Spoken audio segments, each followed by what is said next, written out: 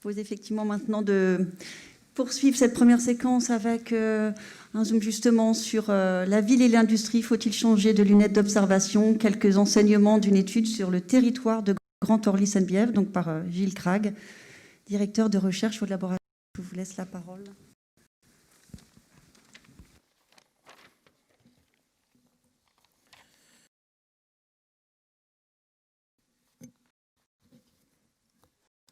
J'ai oublié mes lunettes.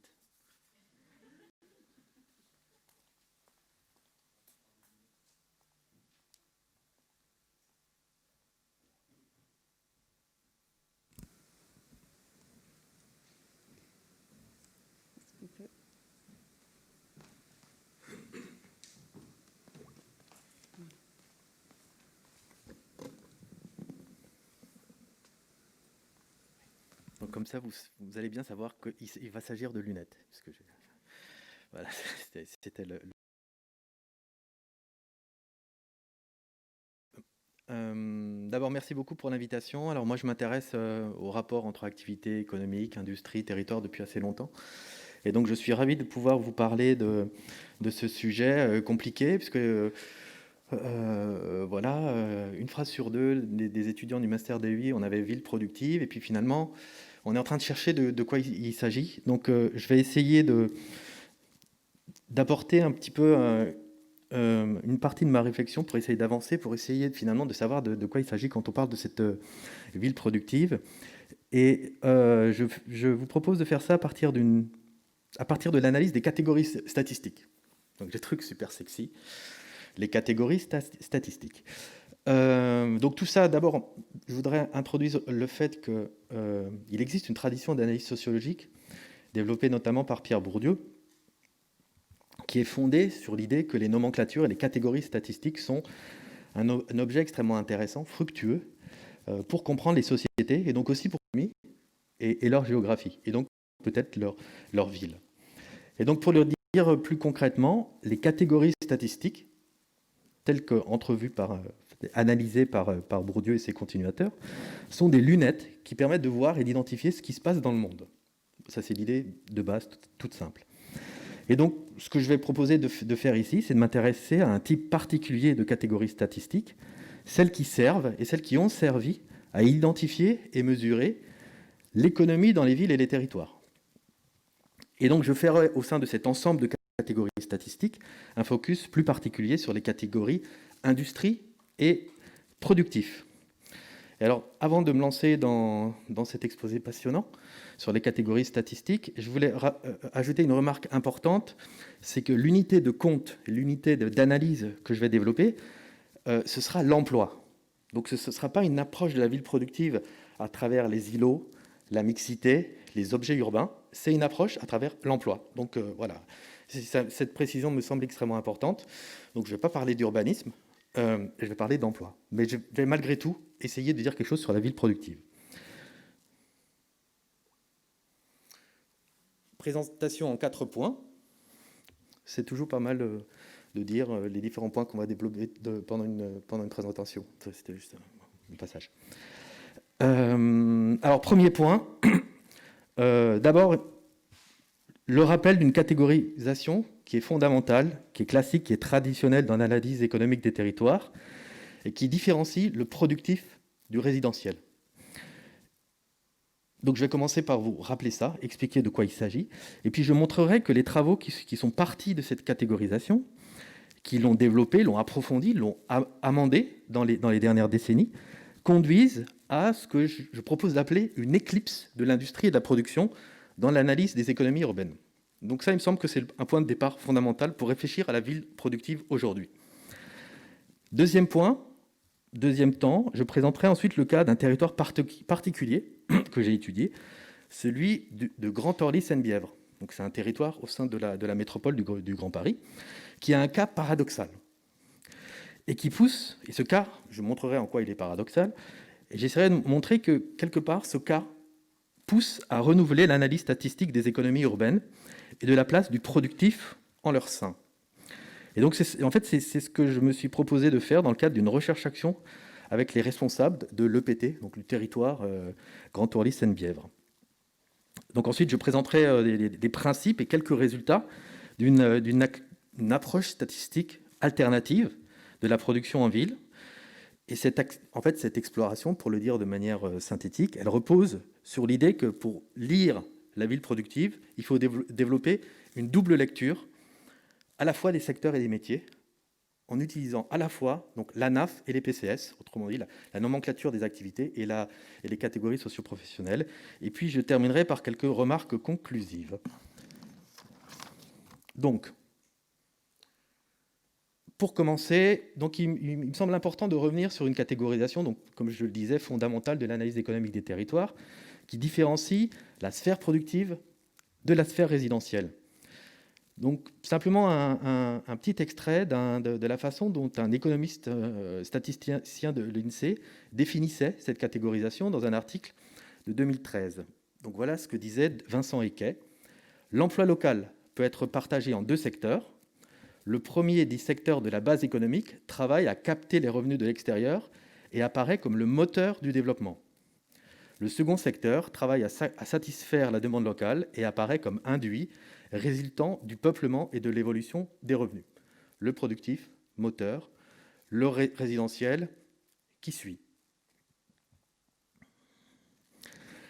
Donc ça, c'est une très vieille théorie, c'est la théorie de la base, années 50-60. Hein, et pour les économistes de l'après-guerre, ce qu'il faut savoir, qui ont inventé cette catégorisation, donc vous voyez, pour l'instant, on dit base économique, on ne parle pas d'industrie et de production. Mais en fait, les inventeurs de cette théorie, dans les années 50-60, pour eux, l'activité de base, motrice, c'était justement l'activité productive, l'industrie. C'était l'industrie qui était le moteur. Et donc la base économique se confondait avec la base productive. C'était pareil. Et donc cette base productive, en fait, on la mesure depuis très, très longtemps, essentiellement avec une nomenclature d'activité française qui identifie les grands secteurs d'activité, c'est-à-dire qui identifie les entreprises à partir de la caractérisation des produits et des prestations qu'elles vendent. Et donc quand on regarde la production avec cette nomenclature-là, avec l'ANAF donc, comme l'a fait par exemple un rapport récent du CGET, enfin ex-CGET ou aujourd'hui ANCT, Agence nationale de la cohésion des territoires, qu'est-ce qu'on constate depuis les années 70 ? On constate un effondrement de l'industrie et de l'emploi industriel. Donc là, on a un problème, puisque en gros, ce qui est censé être moteur s'effondre. Et donc face à ce constat, les économistes, ils ont réfléchi, ils se sont dit, ouais, bon, on a quand même un souci, et ils ont proposé des voies pour essayer de sortir de cette impasse, qui est à la fois une impasse conceptuelle et une impasse empirique, les deux à la fois. Et donc on peut distinguer essentiellement deux grandes voies, deux grandes options pour sortir de cette impasse. Première option, l'idée que le moteur a changé. La base économique, donc ce qui tire l'économie, a changé. C'est plus l'industrie et la production, c'est autre chose. Donc ce qu'il faut développer, attirer, consolider, ce n'est plus les entreprises industrielles et productives, c'est le revenu. Donc là, vous voyez à qui je pense, on a notre petit DAFSI illustré. Donc l'activité de base d'une ville ou d'un territoire, c'est plus la base productive, c'est la base résidentielle. Et donc on a là toute une série de nouvelles analyses, indicateurs qui ont été extrêmement intéressantes, qui ont renouvelé la manière de voir l'économie urbaine et qui ont mis en lumière l'économie résidentielle ou présentielle. Tout un tas de nouveaux indicateurs. Mais la contrepartie de ça, c'est qu'on laisse dans l'ombre, donc on éclipse l'industrie et la production dans l'analyse économique des territoires. Première voie. Donc la première option, première voie qui éclipse l'industrie et la production. Deuxième voie, une perspective un peu différente, avec la même idée que le moteur a changé, donc c'est plus l'industrie et la production, c'est autre chose. C'est pas la base résidentielle, c'est pas l'économie résidentielle, c'est les cadres des fonctions métropolitaines.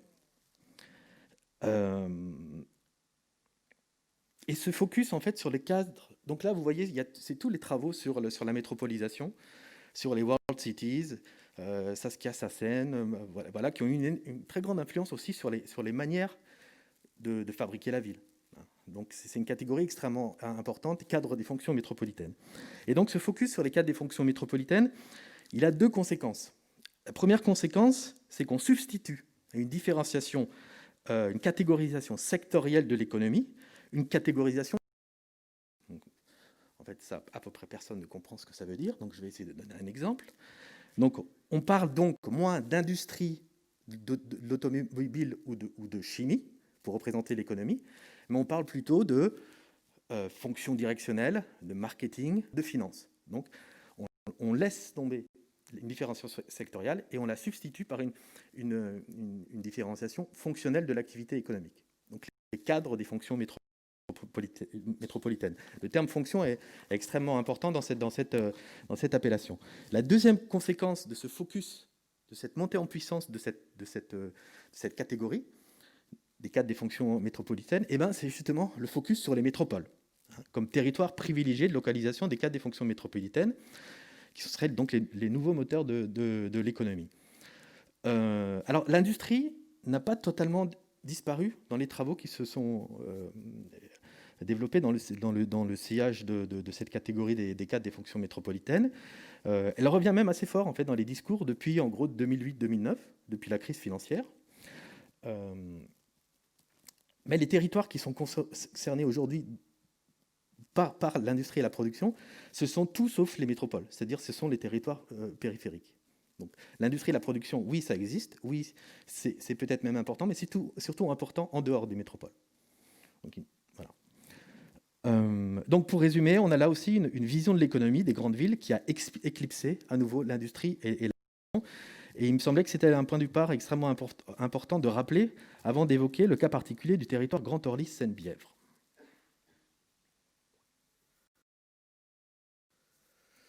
Finalité, issue de la réforme territoriale de 2014, créée en 2016, 24 communes, 700 000 habitants, 285 000 emplois, au sein donc, de la métropole du Grand Paris.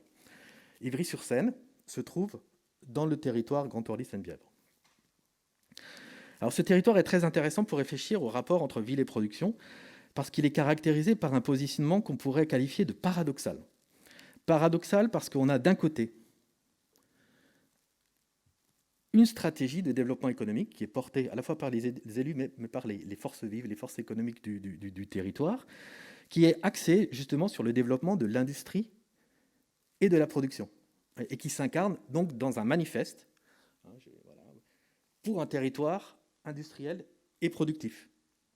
Donc ça, c'est le positionnement stratégique de GOSP, de Grand Orly-Seine-Bièvre, pour son développement économique.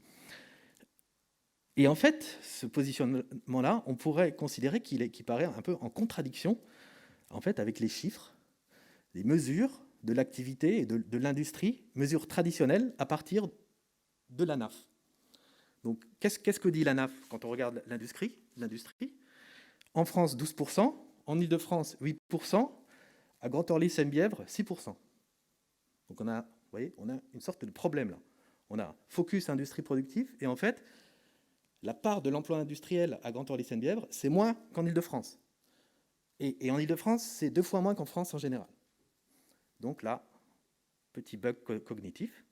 Donc comment est-ce on déteste tous les bugs cognitifs, les dissonances cognitives. Donc comment est-ce qu'on fait? 2 options. Première option, les responsables de Grand Orly-Seine-Bièvre sont des gens un petit peu farfelus. Voilà. Ils se fourvoient, ils se trompent dans la conception de leur stratégie économique. Donc en fait, ils pensent que l'industrie, le productif et l'industriel, c'est important, mais en fait, quand on regarde les chiffres, en fait, ils ont pas bien compris. Ils connaissent très très bien ces chiffres. Hein. Et puis l'autre possibilité, évidemment, c'est celle-là que je vais essayer de l'autre option pour sortir de ce bug cognitif. L'autre option que je vais essayer de développer, en fait, c'est l'idée que ce n'est pas la stratégie qui est mauvaise, mais c'est la façon dont on voit l'industrie et la production. Et c'est ça qui est plus bon aujourd'hui. Et donc, le cas de Grand Orly-Seine-Bièvre, de mon point de vue, il pousse à reconsidérer la façon dont on voit, on identifie, on mesure l'industrie et la production. Et c'est donc un travail que j'ai effectué avec eux pendant à peu près 1 an, et que je propose de décrire de façon succincte maintenant.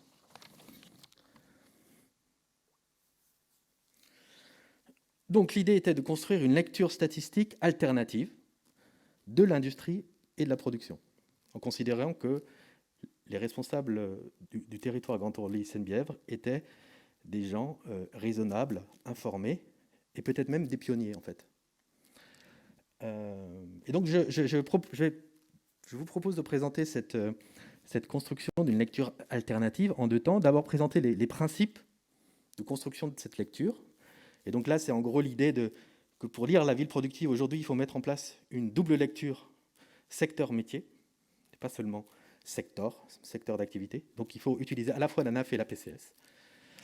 Et puis ensuite, je donnerai quelques résultats pour essayer de voir en quoi, finalement, qu'est-ce que ça apporte de lire comme ça l'emploi dans les villes et les territoires. Alors, quelques mots sur les principes de construction de cette double lecture. En fait, elle s'appuie sur un travail très stimulant qui a été réalisé par un statisticien du ministère du Travail en 2005, qui s'appelle Frédéric Lenné. C'est un travail qui a porté sur l'industrie. Donc, Frédéric Lenné, ministère du Travail, s'est intéressé à l'industrie. Et en fait, ce travail, il se fonde sur 2 idées fondamentales. La première, c'est qu'il n'y a pas une seule manière de voir l'industrie, mais au moins 2 manières de regarder l'industrie. La première, elle part de l'activité des entreprises. Donc ça, c'est la NAF. Hein. On regarde les secteurs pour dire si elles sont industrielles ou pas. Mais il y a une autre manière qui s'appuie non pas sur les produits de l'entreprise, mais sur la nature de l'activité de travail. Et donc, c'est ce que Frédéric Lenné a appelé les métiers industriels. Et donc là, c'est un autre pour capter ça. La PCS, donc c'est les catégories socio-professionnelles. Alors simplement pour... non, je dirai tout ça à tout à l'heure. Donc première idée, voilà, l'industrie, c'est à la fois des secteurs et des métiers. Et puis la deuxième idée centrale, c'est que l'évolution des organisations économiques, depuis au moins 2 décennies, c'est justement le non-recouvrement entre les deux. C'est-à-dire les secteurs et les métiers ne se recouvrent pas. Idée fondamentale. Et donc ce non-recouvrement, il peut se traduire par 2 phénomènes. Premier phénomène, le développement de métiers non industriels dans les secteurs industriels. Donc c'est ce qu'on appelle parfois la servicisation de l'industrie, et aussi plus récemment l'hyperindustrie. Donc là vous avez votre petit Pierre Vels. Vous n'êtes pas perdu. Mais en fait, donc l'hyperindustrie, la servicisation, en fait, c'est un phénomène qui a été repéré depuis au moins 20 ans. Donc, c'est un vieux truc dont on parle dans les experts qui s'intéressent à l'industrie. Alors, je voulais juste citer un rapport 2003 de ce qui s'appelle aujourd'hui le Conseil national de l'industrie et qui disait les choses suivantes sur les entreprises industrielles. 2002. Donc, en parlant des entreprises industrielles, voilà ce que disait le rapport. Le cœur de métier n'est pas toujours centré sur la production industrielle au sens restreint du terme. L'innovation et la politique commerciale sont souvent plus fondamentales. Alors que la rationalisation de la production favorise l'externalisation des services et la restructuration des groupes, l'évolution de la demande incite de nombreuses entreprises à associer une part croissante des services à la fourniture de leurs produits industriels. Donc, c'est exactement l'hyperindustrie de Pierre Vels. Donc voilà, ça c'est le premier phénomène. Donc en fait, c'est les métiers non industriels qui rentrent dans l'industrie et deviennent même dominants. Deuxième phénomène, en fait, mais on peut voir les choses de façon différente. En fait, c'est les métiers industriels qui rentrent dans les secteurs et qui se développent au sein des secteurs, lesquels c'est l'industriel qui va dans les secteurs non industriels. Vous avez suivi, c'est bien. Voilà. Et donc ça c'est en fait c'est une autre manière de voir ce non-recouvrement secteur-métier quand on parle d'industrie. Alors pour illustrer ça, simplement ce tableau tiré de la publication de Frédéric Lenné en 2005, qui est, moi je trouve vraiment surprenant. Hein. Donc Frédéric Lenné a repéré un certain nombre de ce qu'il appelle des métiers industriels, et il regarde dans quel secteur travaillent ces métiers industriels. Allez, on va prendre juste le deuxième. Ouvrier qualifié de maintenance. La moitié en 2005 travaille en dehors de l'industrie. Voilà. Moi, j'ai trouvé ces chiffres très... Ça fait vraiment réfléchir. Voilà. Donc, ça passe inaperçu. C'est dans une obscure publication de l'INSEE par un obscur statisticien du ministère du Travail qui aujourd'hui fait autre chose. Voilà. Mais il y avait néanmoins, à cette époque-là, début des années 2000, toute une réflexion sur l'industrie qui, me semble, on aurait intérêt à un peu redécouvrir aujourd'hui. Donc un phénomène des métiers industriels dans les secteurs non industriels, un phénomène qui a été noté, identifié par le Conseil national de l'industrie dès le début des années 2000. Et en fait, ce qu'on constate, c'est que c'est un phénomène qui a été beaucoup moins médiatisé que le premier phénomène, c'est-à-dire les métiers non industriels dans les secteurs industriels. Voilà, et peut-être parce qu'il n'a pas trouvé de porte-parole aussi talentueux que Pierre Vels. Et pourtant, moi, il me semble que la proposition que je voudrais défendre, c'est que le renouvellement de l'analyse des rapports entre ville et production, autrement dit l'analyse de la ville productive aujourd'hui, eh ben, elle doit surtout se développer à partir de ce deuxième phénomène, les métiers industriels dans les secteurs non industriels. Donc, c'est-à-dire en identifiant le développement des métiers. Voilà ce que je viens de dire, pardon. Et donc, pour faire cela, vous voyez tout de suite qu'est-ce qu'il faut faire. Il faut nous mettre en œuvre une double lecture. Il faut aller à la fois double lecture des structures d'emploi, il faut à la fois croiser les secteurs, donc la NAF, et les métiers, la PCS. Alors, simplement, petite différence pour la suite, par rapport au travail de Frédéric Lenné. Moi, il m'a semblé plus clair, peut-être pas parler de métiers industriels, et pour laisser le mot industrie à l'analyse sectorielle. Et donc, ce que j'ai fait, donc ce que j'ai proposé notamment aux gens de Grand Orly-Sainte-Bièvre, c'est plutôt de parler d'emploi technique. Voilà, la catégorie vaut ce qu'elle veut, mais en gros, quand on lit de la NAF, on utilise industrie, et quand on lit l'industrie ou la production à partir de la PCS, on utilise le mot emploi technique pour pas confondre les deux. Donc voilà, donc très rapidement, je voulais juste présenter deux résultats pour montrer qu'est-ce que ça donne quand on met en œuvre ce type d'approche. Premier résultat sur les secteurs d'activité, sur les ouvriers, et où travaillent aujourd'hui les ouvriers, et puis un second résultat sur un indicateur synthétique, donc technique.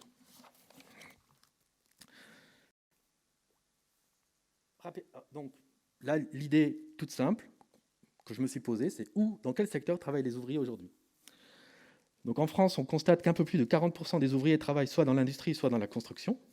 Donc déjà 40%, voilà, donc tous les ouvriers, c'est pas l'industrie. Hein. Voilà, mais enfin bon, globalement en France, les secteurs où travaillent les ouvriers, c'est construction et industrie. Par contre, ils sont que 27% dans le territoire de Grand Orly-Sainte-Bièvre, 31% en Île-de-France. Donc ça veut dire que près de 2 ouvriers sur 3 travaillent dans le secteur commerce, transport et services dans le territoire Grand Orly-Sainte-Bièvre. Et j'ajoute tout de suite qu'ils sont loin d'être tous des chauffeurs dans ce cas-là. Donc en fait, quand vous regardez la composition ouvrière du secteur commerce, transport et services, il y en a à peu près un quart, c'est des chauffeurs. Le reste, c'est d'autres métiers ouvriers, c'est des métiers d'ouvriers, on va dire, l'ouvrier, j'allais dire, traditionnel, de l'image de sens commun qu'on peut avoir. Et donc, le résultat extrêmement important, c'est que lorsqu'on considère, donc quand on mesure la production simplement à travers la catégorie secteur industriel selon la NAF, on perd 2 ouvriers sur 3. C'est ce qu'il faut retenir. Donc on a un peu un problème si on s'intéresse à la ville productive. À partir de la seule lunette du secteur et de la NAF. L'autre information importante, c'est quand on regarde la variation des effectifs ouvriers, et on constate des variations très contrastées selon les grands agrégats sectoriels. Donc dans les secteurs industriels, un emploi ouvrier sur 3 a été supprimé entre 2006 et 2016. 1 sur 3 dans l'industrie. Donc c'est très important. Voilà. Par contre, quand on regarde ce qui se passe dans le secteur commerce, transport et services, là, on a une stabilité de l'emploi ouvrier. Intéressant. Ça baisse un petit peu dans Grand Orly-Sainte-Bièvre, mais ça n'a rien à voir avec, j'allais dire, la purge de la population ouvrière dans le secteur de l'industrie. Voilà. Premier exemple, pour montrer que cette double lecture secteur métier donne à voir des choses qu'on ne voyait pas avant, en fait. Peut-être qu'on pressentait. Deuxième lecture, donc je vais passer les détails, mais en fait, il faut me croire un peu sur parole, on peut construire un indicateur synthétique des emplois techniques à partir des catégories de la PCS. Et donc, pour appréhender tous les emplois qui sont en rapport avec les systèmes ou les objets techniques, quel que soit le niveau hiérarchique, hein, et quel que soit aussi le statut, salarié ou indépendant. Et donc là, ce qu'on voit, c'est que l'emploi technique représente près d'un emploi sur deux dans le territoire Grand Orly et Seine-Bièvre, en dehors des emplois publics. Est-ce que je suis en retard là ou pas? On est proche de la fin. Ok, donc je vais passer vite. Il y a plein de choses à dire là-dessus. Mais donc, en gros, ce qu'on peut dire, c'est quand on regarde, non plus à partir des secteurs, mais à partir de l'emploi technique, eh ben, si on regarde des secteurs, industrie, 6% à Grand Orly Seine-Bièvre. Si on regarde à partir de ce nouvel indicateur, c'est près de la moitié des emplois hors du secteur public. Voilà. Donc là, on commence à se dire, ah tiens, là, effectivement, le productif, ça a peut-être un sens. Mais il ne faut pas le lire à partir des secteurs d'activité. C'est ça, en gros, la grande, je vais dire, le grand enseignement de cette lecture un peu alternative. Alors, pour conclure, première chose peut-être qu'il faut garder en tête, on a une littérature académique qui a pour habitude de caractériser l'économie d'un territoire en distinguant la base productive, qui est le moteur de l'économie, et le secteur résidentiel, qui est entraîné par le dynamisme de la première via un effet multiplicateur. Donc ça, en fait, de mon point de vue, ça c'est toujours la grille que les gens ont vraiment en tête quand ils analysent l'économie d'un territoire. Et donc, ce que le cas paradoxal de Grand Orly Seine-Bièvre, si vous voulez, m'a conduit à développer, c'est une autre lecture, quelque part, du tissu économique et les structures d'emploi, avec une autre segmentation. C'est plus productif, résidentiel, c'est autre chose. Et donc, l'idée qu'il faut différencier dans l'ensemble des emplois, les emplois qui portent sur la matière, les machines, les systèmes techniques, qu'il s'agisse de conception, de fabrication, et que ces activités, eh ben, elles peuvent être dans des secteurs productifs comme dans la sphère dite résidentielle. C'est ça le grand message. Donc, on a là une sphère d'activité qui est un peu, il faudrait vraiment approfondir son analyse. Mais en fait, on a une première esquisse, j'allais dire, d'une sphère d'activité qui est tournée vers les objets, la matière, les matériaux, les systèmes techniques. Alors aujourd'hui, on parle beaucoup de numérique, de 5G, on parle de l'IoT, donc Internet of Objects. Et bien finalement, ce qu'on peut dire de cette sphère d'activité, on pourrait parler de COT. Et alors COT, ce serait Care of Objects. Donc quelque part, il me semble qu'il pourrait être intéressant de développer l'activité du care. Enfin, ce à quoi invite quelque part cette exploration statistique. Donc ça, c'est vraiment, on va dire, une hypothèse interprétative qui mériterait de plus ample développement. C'est que en fait, il faut étendre le care au-delà des seules personnes physiques à l'ensemble de tous les objets, de toutes les conditions matérielles de l'existence. Et d'ailleurs, peut-être dans ce care of objects, l'Internet des objets peut éventuellement jouer un rôle. Remarque pour vraiment conclure. La première qui me semble intéressante, moi ce qui m'a vraiment frappé, c'est que dans ce petit, c'est qu'on a vraiment des activités productives qui ont été, pour partie, voire complètement, invisibilisées dans la période récente parce qu'on avait les lunettes dominantes pour regarder l'économie des territoires, développées par les économistes, hein, donc c'est leur faute. Moi je suis sociologue, je ne suis pas économiste. Les économistes regardaient les villes et les territoires et avec des lunettes qui ne permettaient pas de voir des choses extrêmement importantes qui étaient en train de se passer dans la mutation des structures productives. Premier résultat. Deuxième résultat, plus dans l'actualité, c'est peut-être ces métiers-là que les économistes ne voient pas, qui ont ressurgi et qu'on a redécouvert en fait, au moment du confinement. Tous ces métiers-là du care of object. Hypothèse à discuter. Je ne sais pas si c'est vrai. Je pense que c'est vrai. Mais je pense, j'ai des remarques conclusives, hein, donc c'est pas tout le reste, c'est carré, mais là, je me laisse un peu aller. Et troisième et dernière remarque, ces activités-là de care of object sont au premier chef concernées par quoi? Par l'impératif de transition écologique, évidemment. Puisque si on envisage ces activités comme la nécessité de gérer autrement la matière, de fabriquer autrement, de réparer, de collecter, de recycler, d'entretenir, plutôt que de rejeter et de racheter, en fait, c'est bien de ça dont il s'agit. C'est bien de ce type d'activité-là qu'on met à jour, en fait. Et donc, on voit bien là que le clivage résidentiel productif n'est pas d'un grand secours pour penser, analyser, voir, identifier et donc agir sur ce type d'activité. Et donc, les transformations sous le joug, je sais pas si, ou sous le grand objectif de transition écologique. Et donc là, vraiment, il y a un secteur extrêmement symptomatique de ça, c'est le secteur de la construction. Si vous parlez à un théoricien de la base, du secteur de la construction, il va vous dire, la construction, c'est la sphère résidentielle privée. Donc en fait, on s'en fout un petit peu. C'est pas moteur, c'est secondaire. C'est pas moteur. Donc on s'en fout. Et en fait, évidemment, quand on prend les lunettes de la ville productive telles que je propose de les regarder, et donc en ayant en tête cet impératif de transition écologique, la sphère de la construction est centrale, en fait. Complètement centrale. Il est notamment central dans les métropoles. Puisque, juste au passage, quand on regarde le profil des émissions de gaz à effet de serre des grandes régions françaises, et notamment de l'Île-de-France, en fait, la moitié des émissions à gaz à effet de serre en Île-de-France, c'est le secteur du bâtiment. Voilà, je m'arrête là. Désolé, j'ai peut-être été un petit peu long. Mais ce sont des sujets passionnants.